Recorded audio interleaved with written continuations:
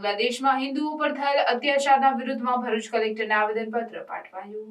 બાંગ્લાદેશમાં સરકાર બદલાયા બાદ હિન્દુ, બૌદ્ધ, ઈસાઈ સહિત અન્ય લઘુમતીઓ વિરુદ્ધ હિંસાની ઘટનાઓ સતત પ્રકાશમાં આવી રહી છે।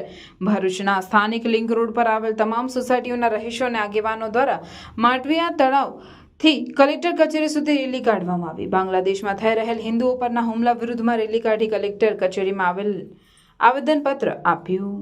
હું અલ્પા ગાંધી ભરૂચના નિવાસી છે અને અમારા સાથે આ બધા ભરૂચના છે અને અમે વિરોધ નોંધાવીએ છીએ કે જે બાંગ્લાદેશમાં જે અરાજકતા ચાલી રહી છે હિન્દુઓના વિરુદ્ધ, એમનું માલ સંપત્તિ, એમના સ્ત્રીઓની અને માન સન્માનની પર જે હુમલો થઈ રહ્યો છે તેનો અમે વિરોધ કરી રહ્યા છે।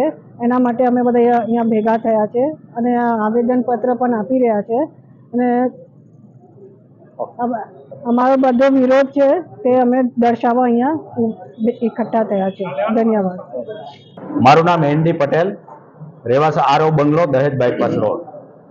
આજ રોજ 17 ઓગસ્ટના રોજ દહેજ બાયપાસ અને સવણ ચોકડી વિસ્તારમાં રહેતા રહીશો દ્વારા કોઈ જાતના નોન પોલિટિક્સ રીતે કોઈ બી સંગઠનના નેજા હેઠળ સિવાય એક સ્વયંભૂ નાગરિકો દ્વારા એક રેલીનું આયોજન કરવામાં આવેલું છે।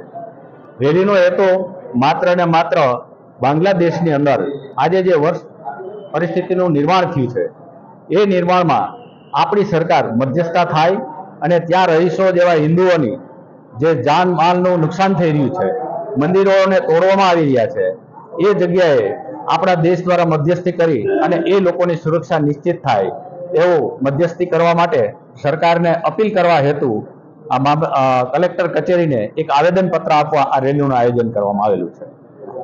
જય હિન્દ।